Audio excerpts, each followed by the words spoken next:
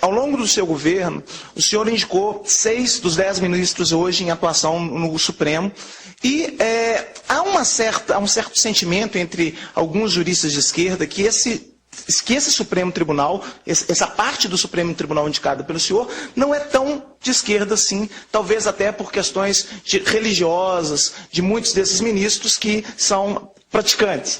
Esse Supremo é de fato a cara esses indicados pelo Supremo são os ministros dos seus sonhos, quer dizer, são a cara do governo Lula, ou no fundo eles são uma composição de fatores políticos e expressões políticas que levariam a criar esse Supremo? E uma última pergunta seria, o novo ministro a ser indicado, será que ele tem uma cara diferente, né, mais favorável aí a questões como aborto, direitos dos homossexuais, que estariam menos relacionados aí, menos ligados, digamos assim, às posições da Igreja Católica?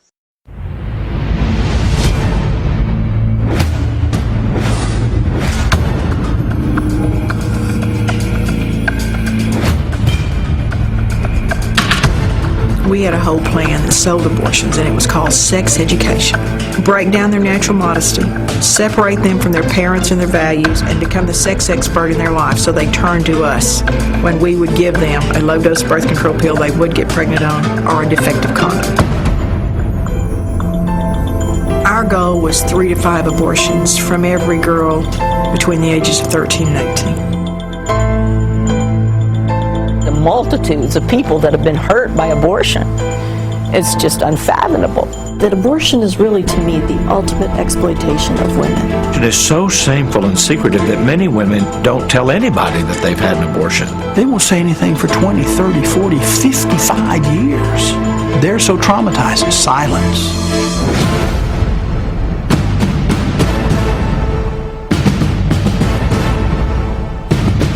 U.S. Senate report states, physicians, biologists, and other scientists agree that conception marks the beginning of the life of a human being, a being that is alive and is a member of the human species.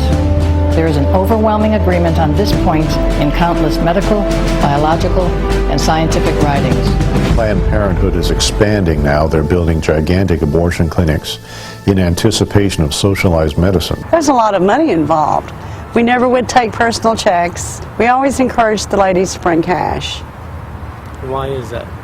So, you don't have to report cash, friend.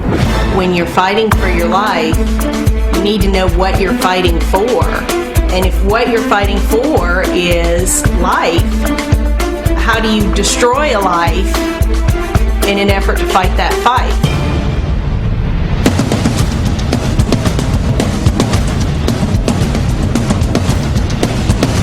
I'm fighting so hard to save myself that I'll kill someone else to get that. I recognized I'd been involved in the death of 35,000 babies.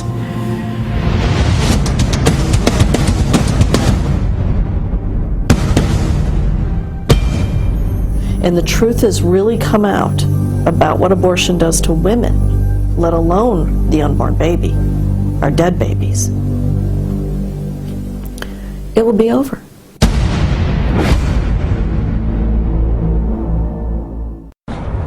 Nearly 40 years have passed since the tragedy of Roe versus Wade was decided by the United States Supreme Court. Since then, 50 million children have lost their chances.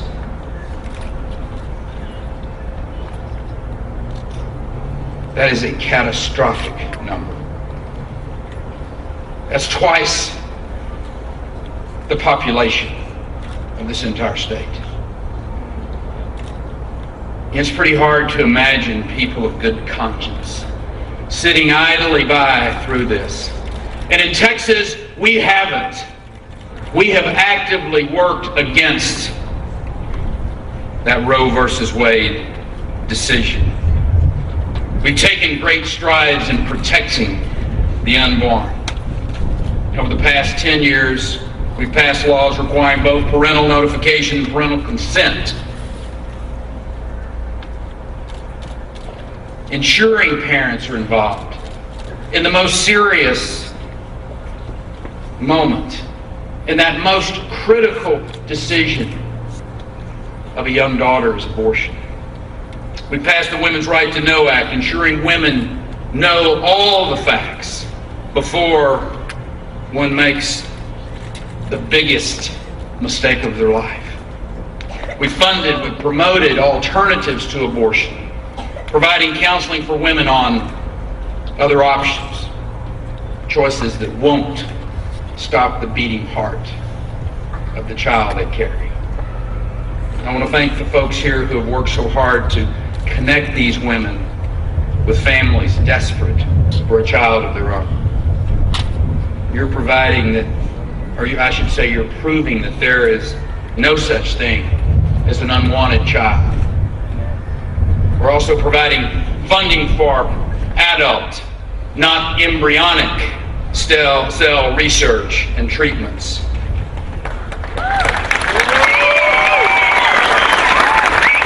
You see, in Texas, we're proving that we can conduct top-flight medical research without compromising the values that makes our nation great. I wish I could say that we were nearing the end of that struggle, but I think we all know better. Everyone here knows the challenges ahead of us are significant. The Supreme Court is likely headed in the wrong direction at this moment. And even in Texas, where the unborn are more protected than most places, more than 81,000 unborn children are lost to abortion every year. That's a staggering statistic, and it's simply unacceptable. The beginning of this legislative session represents hope. Hope that we can continue our work to improve our laws and save lives. And today I am pleased to announce I'm designating the sonogram bill an emergency item for the 82nd.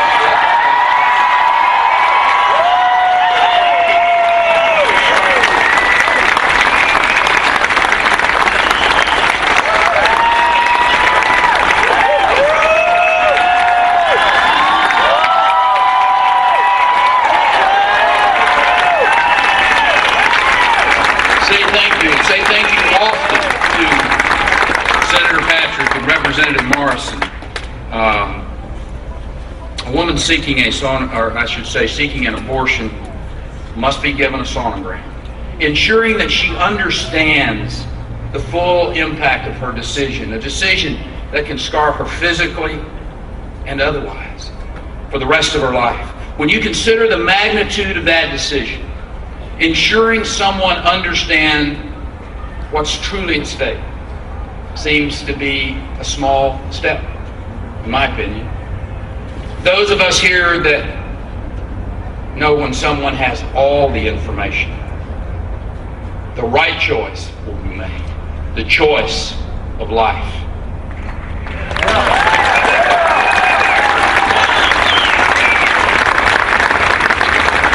The emergency legislation allows the legislature to take fast action on this important bill because we know when it comes to saving lives, minutes count, days count. In the days and weeks and months to come, more legislation is going to be introduced in this building behind me.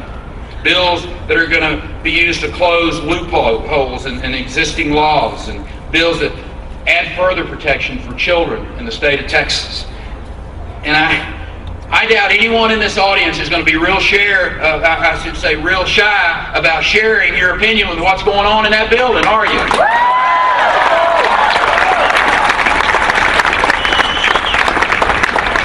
I want to encourage you. I want to encourage you to continue voicing your opinions. I urge you to keep standing up for those who can't stand up for themselves. I urge you to be a force of effective change here at the Capitol, back home, wherever you're from. The changes that you make possible are real. Because the changes that you're doing, you're talking about, you're involved with, are saving lives. You're the key to making a difference, and to any one of those 81,000 young lives that may end in Texas this year to abortion, you can make all the difference in the world. We can't afford to give up the good fight. Until the day that Roe versus Wade is nothing more than a shameful booknote and footnote in our nation's history.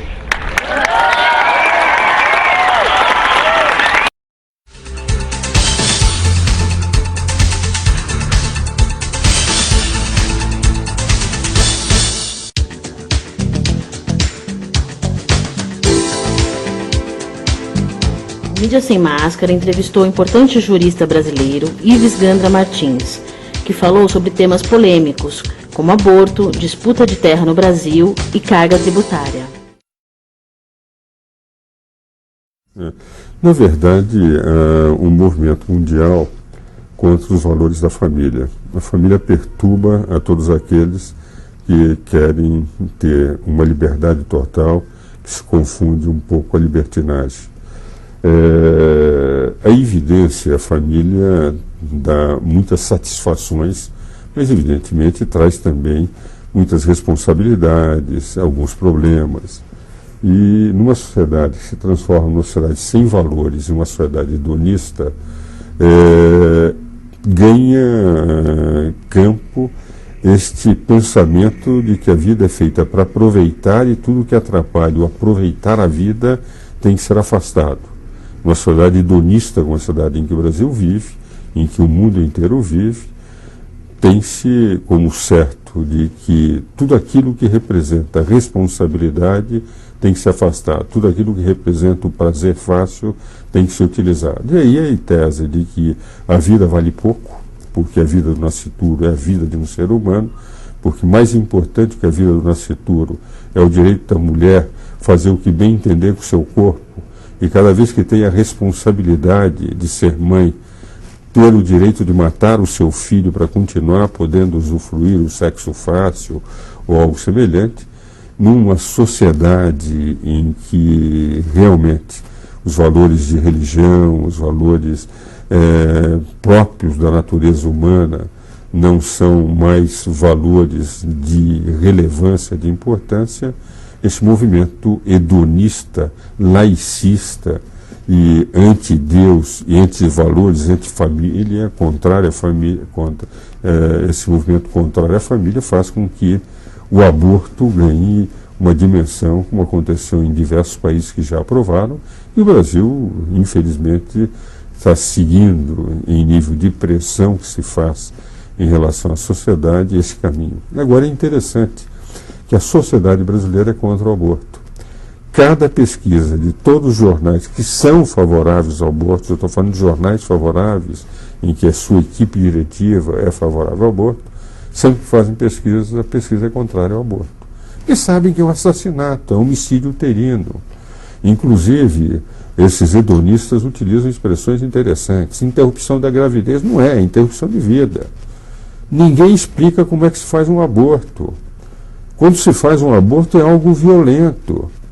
Ou se envenena, por exemplo, um sistema de aspiração em que um feto de 3 anos procura fugir cada vez que se pega aquele aparelho para tirar, e quando ele encontra o coração da criança, daquele feto que está vivendo, daquele ser humano que está vivendo no ventre materno, ele aumenta as suas batidas ao dobro das suas batidas normais de coração, procura escapar, e quando o aparelho pega para tirar seus bracinhos, suas perninhas, etc., quase que solta um grito, abre-se a boca nos ultrassons que se viu a esta forma de aborto, se percebe que qualquer campo de concentração nazista não é tão violento na tortura como é o aborto que se faz contra esses seres. O sistema de envenenamento que o feto leva quase 1 hora para morrer envenenado.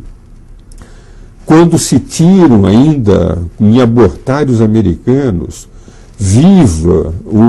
nos casos de cesariana, tira-se vivo e joga-se nos abortários, nas latas de lixo, crianças que foram retiradas do ventre materno e que morrem em latas de lixo, as lixeiras humanas, porque na verdade o que se procura no aborto é fazer um lixo hospitalar humano, é pegar um ser humano e transformá-lo em lixo para o hospital.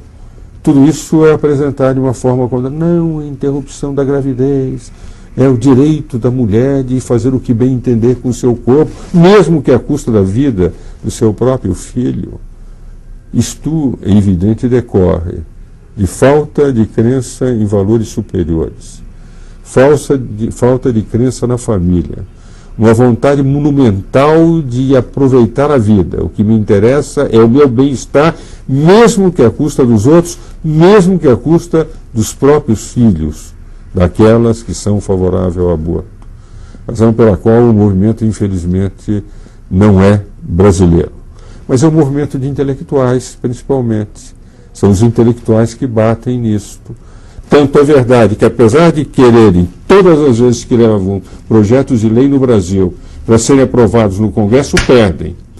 Porque aí a sociedade, demonstrando pelas pesquisas que somos contra o aborto, a sociedade faz com que os deputados, tendo receio para as próximas eleições, terminem por negar o direito de se aprovar o aborto.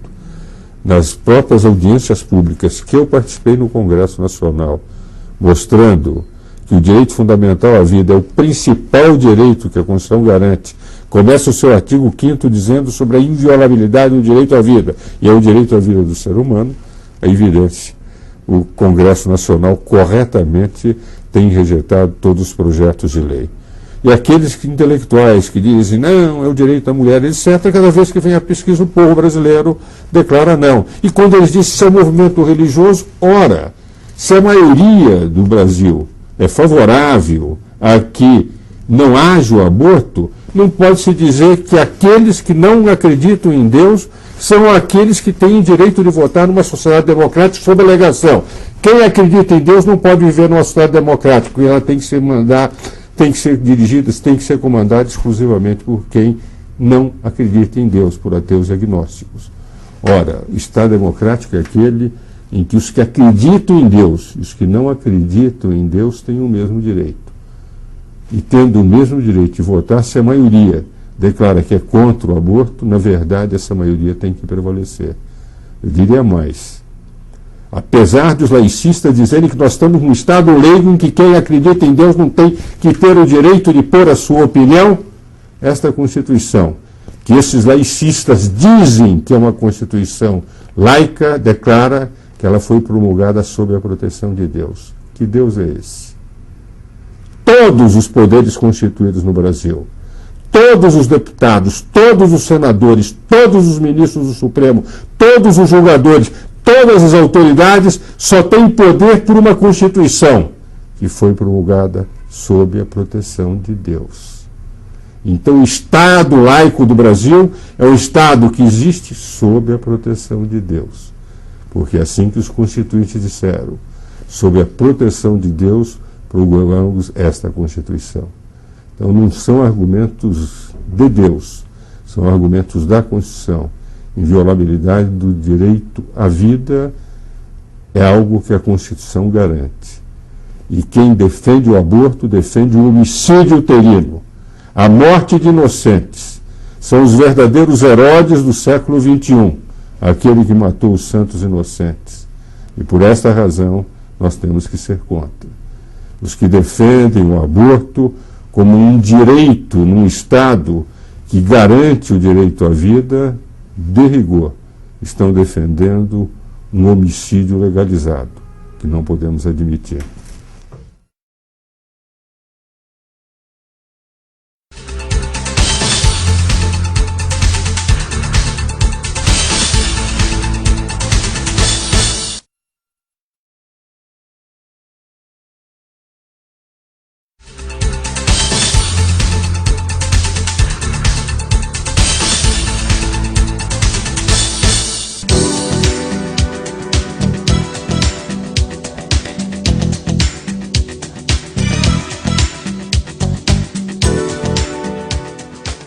Dizem que eu defendi junto ao Supremo que os seres humanos, na sua forma embrionária, são seres humanos e que a pesquisa com células-tronco embrionárias representa, na verdade, a destruição de seres humanos, como aliás se fez entre os nazistas na época de Hitler, em que se faziam experiências das mais variadas dessa natureza. Defendi mostrando que esses argumentos não têm nada de religioso. É apenas o direito à vida. Está comprovado que a vida começa no zigoto. Começando no zigoto, qualquer destruição de algo que foi concebido como ser humano representa a destruição de um ser humano na sua fase embrionária. Agora, o que me impressiona é que dizem que o meu argumento é religioso quando é científico. Religioso é o argumento dos que defendem as células tronco embrionárias. Nunca vi um argumento religioso tão profundo quanto os que defendem as células tronco embrionárias. Por quê? Porque a religião se baseia na fé. E aqueles que defendem as células tronco embrionárias têm uma fé fantástica na ciência. Tão fantástica tem a sua fé na ciência que há 10 anos fracassam. Há 10 anos não há nenhum resultado positivo. Todos os resultados positivos que houve com células tronco são com células tronco adultas. E hoje, em que se pode fazer a reprogramação da célula tronco adulta, dando efeitos polivalentes, efeitos pluripotentes, como tem as células tronco embrionárias, sem, entretanto, haver rejeição e sem, entretanto, haver também a possibilidade de gerar tumores, o próprio iniciador da experiência com células tronco embrionárias foi quem descobriu que as células tronco adultas podem ter os mesmos efeitos pluripotentes das células embrionárias. Então não tem mais sentido. Tanto é verdade que os resultados todos que os jornais têm publicado sobre células tronco são sobre as células troncos adultas. A fé numa ciência que tem fracassado é o mais rotundo fracasso científico, com todos os bilhões de dólares aplicados em mais de 60 países sem nenhum resultado positivo, demonstra que a solução para as doenças se encontra nas células tronco adultas, que não geram nenhum problema ético. Estou absolutamente convencido. Direito à privacidade, cláusula pétrea da Constituição, não existe hoje. Todos os jornais têm conhecimento de escutas telefônicas, as mais variadas, e ainda a Folha de São Paulo, no domingo, apresentou algo que impressiona vivamente, que diz o seguinte, que as escutas telefônicas não são como manda a lei, apenas a escuta daquele cidadão. Eles passam a ter a relação de todos os telefonemas que foram feitos e passam a fazer uma relação de pessoas que ligaram para aquelas pessoas que não tem nada a ver, o que é proibido pela lei. E, inclusive, juízes federais dizendo que se não fizerem isso, eles não vão conseguir investigar. Ora, a função do juiz é cumprir a lei e não ser um legislador positivo como se fosse um parlamentar que viesse a gerar lei. Então, o que nós vemos é que, efetivamente, o direito à privacidade não existe. O problema do direito à censura, nós sempre, no brasileiro, o estilo brasileiro de contar piadas sobre tudo, é uma característica. Agora, dizer que eu posso contar piadas sobre tudo, só não posso contar piadas sobre gays, que é a lei da mordaça gay, não tem o menor sentido. Daqui a pouco, tudo vai ser objeto de se impedir que o brasileiro tenha o seu humor próprio. Faz-se humor com o presidente da República, faz-se humor com o ministro Supremo, faz-se humor com os advogados, faz-se humor com os médicos, faz-se humor com todo mundo, mas não pode se fazer humor com o gay. É evidente que isso, a meu ver, é de uma fantástica inconstitucionalidade, porque representa uma censura. Então, hoje nós estamos com uma nítida redução dos direitos individuais, no momento em que se tinha a impressão que nós tínhamos criado, instituído, formalizado, dado a devida conformação da mais democrática de todas as constituições. Quanto mais direitos a Constituição garantiu, tanto mais eles têm sido violentados na atual realidade brasileira.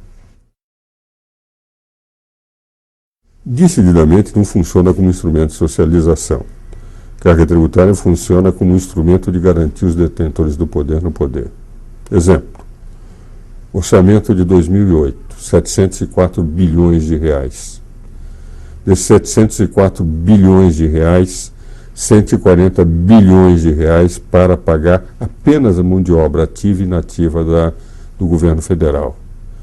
Políticas sociais, 28 bilhões de reais, destinados ao ministério do melhor de todos os ministros do governo Lula, que é o ministro Patrus Ananias.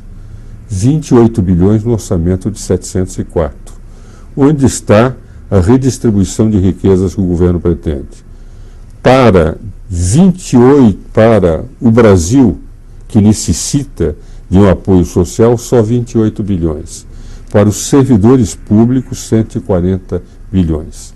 Mas, por outro lado, a nossa política tributária é irracional, é inaceitável. Eu estou absolutamente convencido pela complexidade do nosso sistema tributário e, ao mesmo tempo, pelo alto nível da carga tributária, tudo isso desestimula o crescimento. No período de boom internacional, nós crescemos menos que os outros países. E, possivelmente, se houver uma crise maior, por enquanto a crise está circunscrita a alguns problemas específicos nos Estados Unidos, com algum reflexo na economia europeia, mas muito menor do que foi, por exemplo, a crise de 29, ou as crises que antecederam, digamos, essa queda do Muro de Berlim. O certo é que estas crises ainda não atingiram. Mas se vier a atingir os países emergentes, nós temos uma máquina muito pesada, a máquina estatal, a carga burocrática é muito grande. E essa carga tributária, burocrática, a carga do governo, a carga dos gastos do governo pressionam consideravelmente a política tributária. Por isso é que se precisa cada vez mais de tributos. Eu estou absolutamente convencido que temos uma política tributária irracional, porque o governo gasta muito e gasta mal.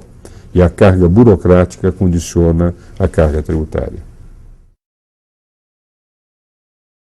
Isto representa 15% do território nacional que foram entregues a 380 mil índios, o que é absolutamente inaceitável. Só Roraima, por exemplo, metade de Roraima foi entregue a 18 mil índios. 18 mil habitantes não forma um município pequeno no estado de São Paulo. O próprio governo federal, que é responsável por essa grandiosidade de extensão ofertada aos índios, a meu ver, contra a Constituição, que a Constituição falava nas terras que os índios possuíam naquele momento e que teriam que ser preservadas. E não terras com extensões monumentais, como por exemplo em Roraima, em que uma tribo com poucos elementos está a 300 quilômetros de uma outra tribo que também tem poucos cidadãos, mas são da mesma etnia. Nessa extensão de 200 ou 300 quilômetros foram instaladas populações inteiras com municípios nos últimos 100 ou 200 anos, e vem o governo e declara: não, todos esses brasileiros têm que sair, porque essas duas etnias colocadas a distâncias em que nunca tiveram contato nos últimos 100 anos, essas etnias têm que ter todo aquele território à sua disposição, desalojando brasileiros que lá estavam criando riqueza, desenvolvendo o país. Ora, os brasileiros têm dificuldade de ficar no território que é dos brasileiros e que a Constituição declara que pertence exclusivamente aos brasileiros.